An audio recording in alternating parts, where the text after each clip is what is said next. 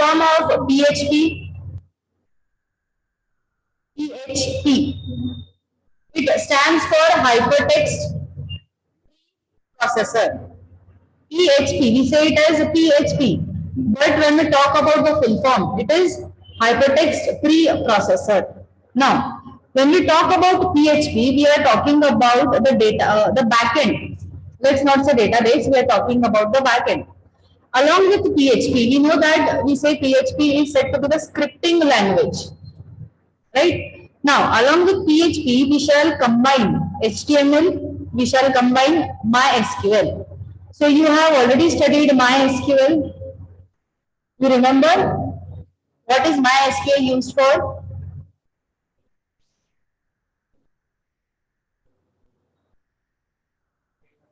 For the database purpose. Most general way of telling, right? But then when we say PHP, when we say MySQL, it is not just we will make use only of these scripting language. We know that if you want an interface for the user, interface is that browser screen, right? How those interface elements are created? We want HTML for that because input types, text, radio buttons. Then you have these form elements, other form elements like images, multimedia videos, all these things. So that interface part will be done with the help of HTML. What about CSS? What CSS is used for? Styling or say beautification of those elements that you present on the browser. So we'll require HTML, we'll require CSS. What about JavaScript? Validation. For validation purpose, when you create these form elements, we have seen that we accept the input from the user, say through a text box. Whatever data has been entered by the user needs to in the database. Okay, we need to connect this front end, or we need to connect these elements that are present on our screen, browser screen. That data should go and reside in a storage space which we call as a database. So to connect these two, we shall make use of this PHP. To connect MySQL and to connect the HTML, CSS and the JavaScript, we'll make use of an interface medium that is called as PHP. Now talking about PHP, it is having certain advantages. Along with these only advantages, the features also can be understood. Like you have the first one, that is dynamic. What is the meaning of the word dynamic? When we relate it to PHP, it is like PHP is not just going to help you for your static websites. You know the difference between static and dynamic. Likewise, PHP also is very much flexible because important part of PHP is based on who the user is. Okay, the data will be presented. Like for example, you imagine a form for filling up your this thing, vaccination. When it started, you had a COVID portal there, okay, on the website. Now, initially it was started only for those people who are above 65 or 60 plus. It was started. So you had to put in your mobile number, then say register or enter. That OTP would come. You would put the OTP and log in that. After that, they would ask you to fill all your details, Aadhaar card, number, name, everything. So now what used to happen? You would try to block a particular day or a particular slot for that vaccination. But the user whose age is below 65, you could not register. The data presented to you would be currently no slots are available for your age. Based on Aadhaar card, they would check for your age validity. And if you are a person whose age is above 60 or 65, it would be enabled. You were but if you are a person below the age of 60, it would display a message that currently this slot is not available, or it is only available for the age 45 plus or 65 plus. So what is happening? The data that is presented here is dynamic. It can keep on changing based on who are the set of users. So for that purpose, from where the data is coming, the data will be represented to the user with the help of this PHP and MySQL. That is one feature or an advantage, that is dynamic. Next you have is ease of use. Since you have now studied 3 different languages in 3 different units, PHP also is very easy. It is going to be just like your simple HTML tags. That is the purpose, because PHP, talking about PHP, it will not be again like objects or classes or trying to access to the dot operator or creating the subclass, creating an instance. Those things will not be there. That is very easy to learn. Next we have HTML embedded codes. Now talking about PHP, not make a separate file to store the PHP code. You can very well include it in your HTML itself. Just like, for example, we HTML. In the same we used to write JavaScript also, and in the same we also wrote the CSS also. Right?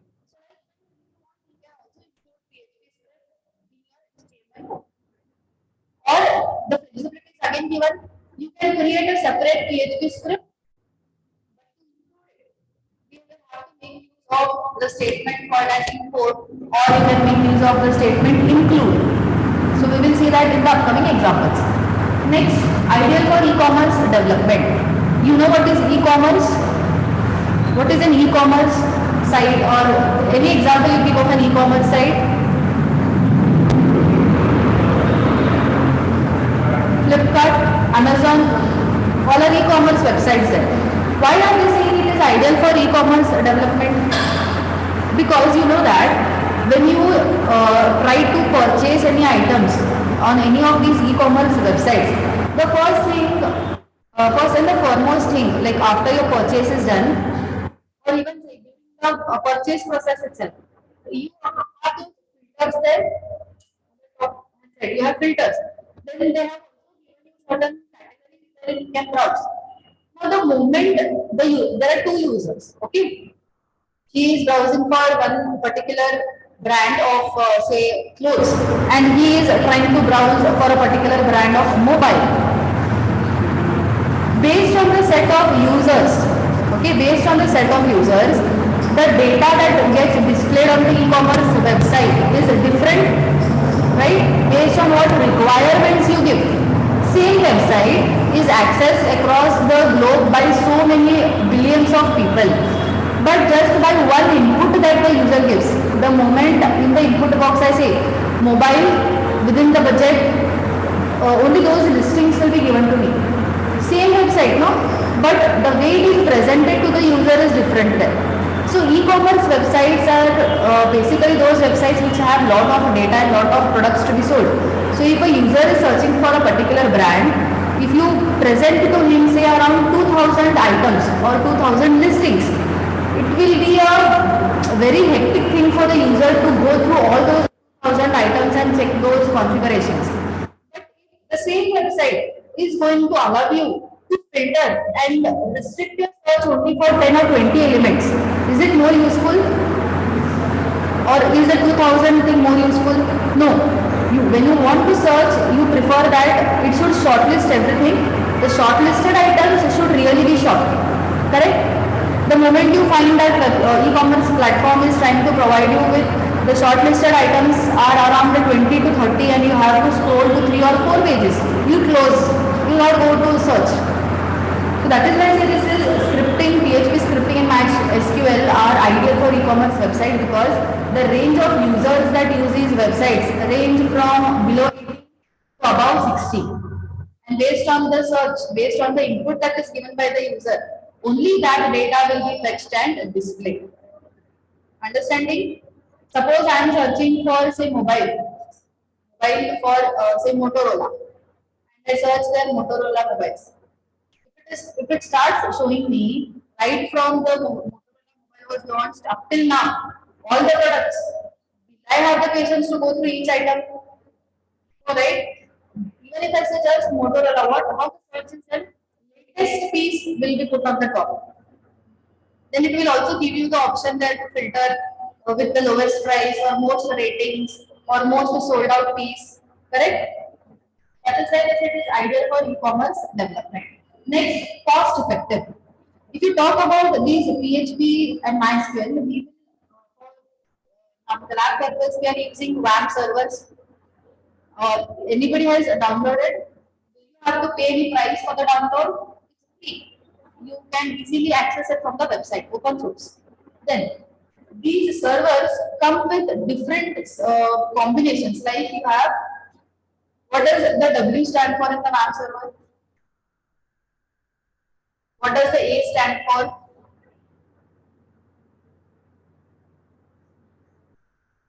A stands for Apache. You have heard of this? Not Apache. Apache server. Then you have M. M stands for MySQL.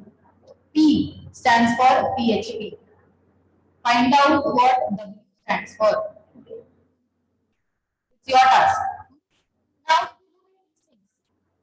a simple server which is free to download, which is not taking any price, which is not giving you any restrictions like free version is limited only for 10 days or 3 months or 6 months. No, it's free to use. So any user who wants to utilize can just go to their official website, download the latest version and install it. So that is why it is cost effective, no price required. Next one is interoperability. What is the meaning of interoperability?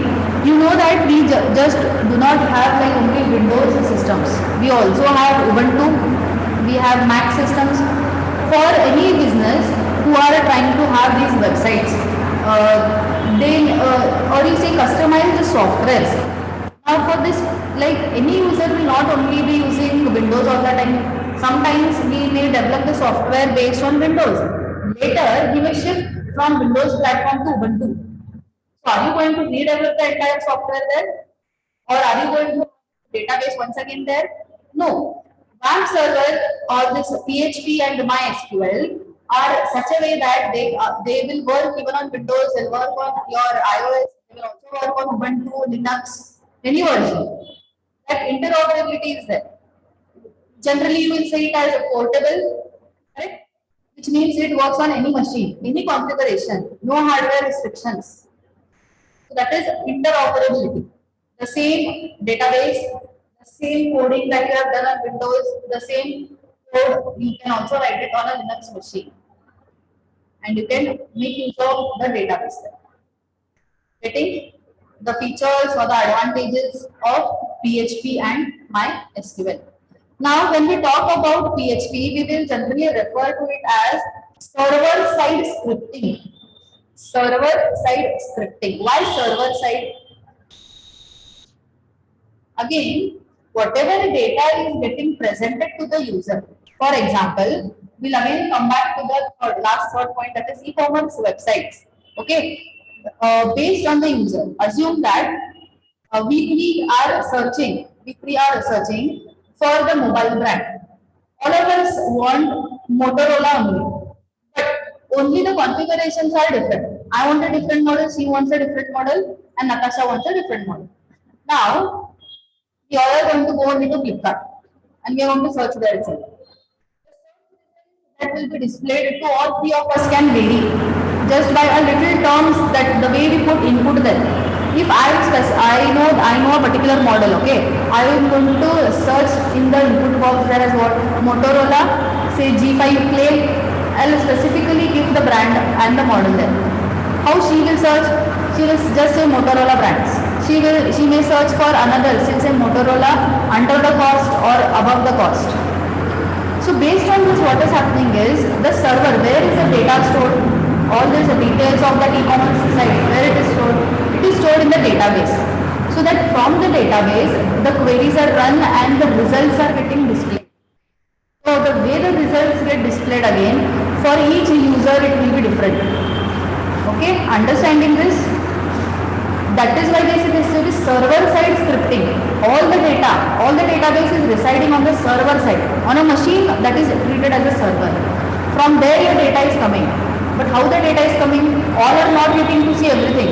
Based on what we search, only that will be displayed. Understanding? Even small features like your current date and time, all those things you can execute with the help of this PHP. We have seen how to see current date and time previously also in JavaScript. You can also see it with the help of this PHP. Then, let's move to the next part. That is, how do you add your PHP scripts in the HTML code? One way is this, okay? You are familiar with those tags there. We start with HTML, write the body tag. Usually, instead of PHP, we would write for JavaScript. We made use of the script tag, but here we are making use of PHP. Observe the syntax now here. Okay, this particular portion.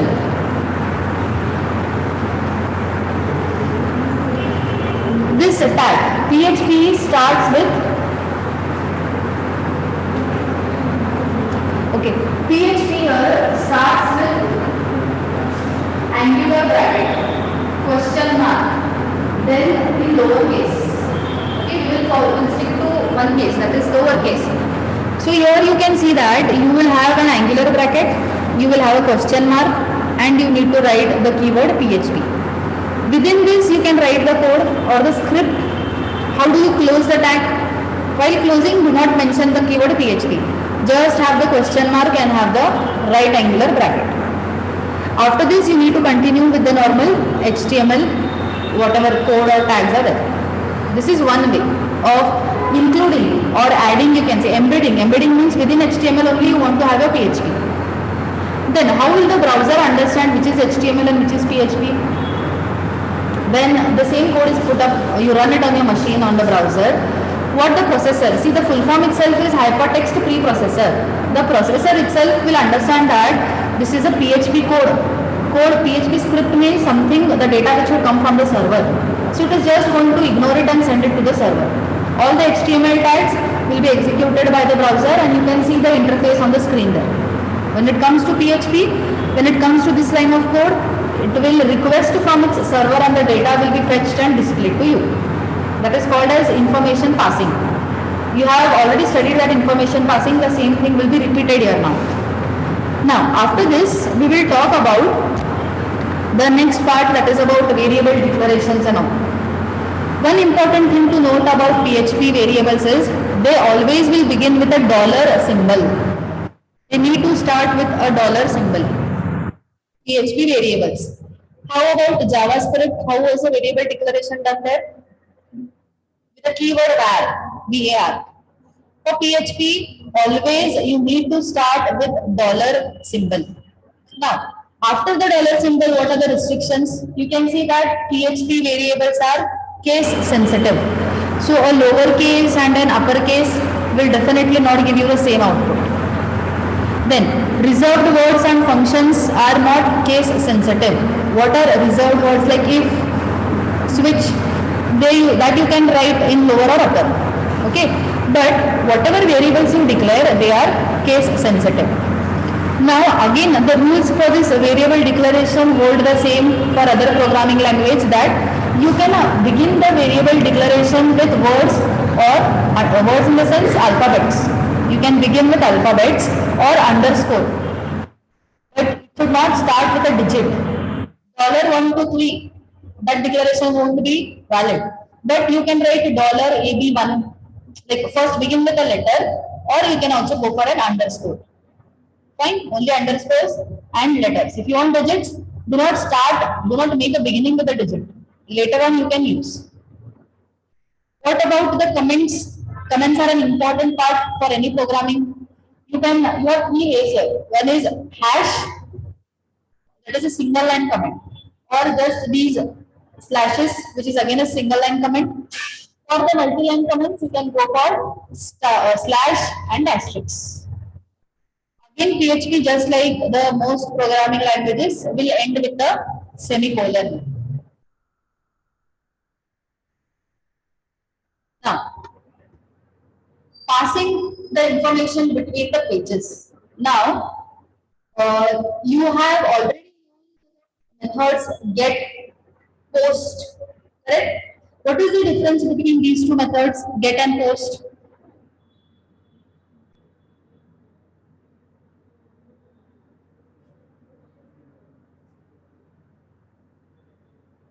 What is the difference between these two methods, get and post?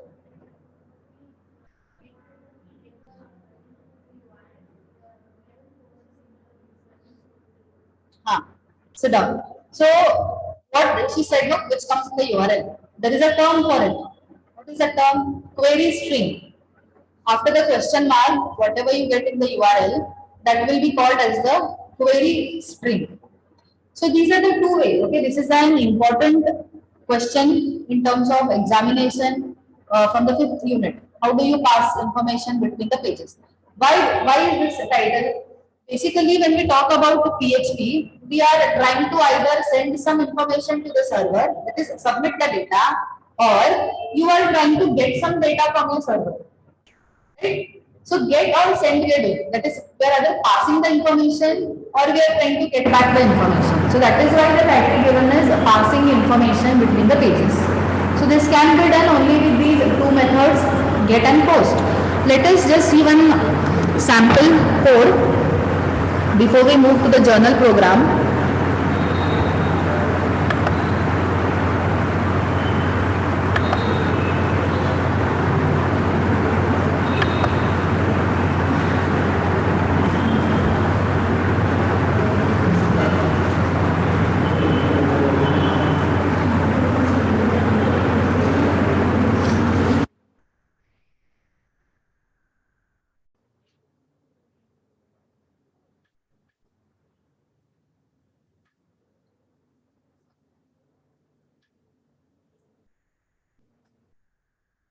Have a look at this code, this HTML, this example that is given here. So increase the font size. Let me copy this code and put it in Notepad. That will be better.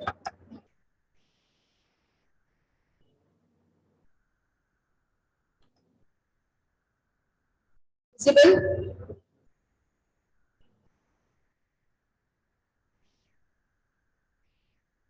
What this code is having? One font tag is there, right? Method is what? Get. How many what input types do we have? What is the input type here?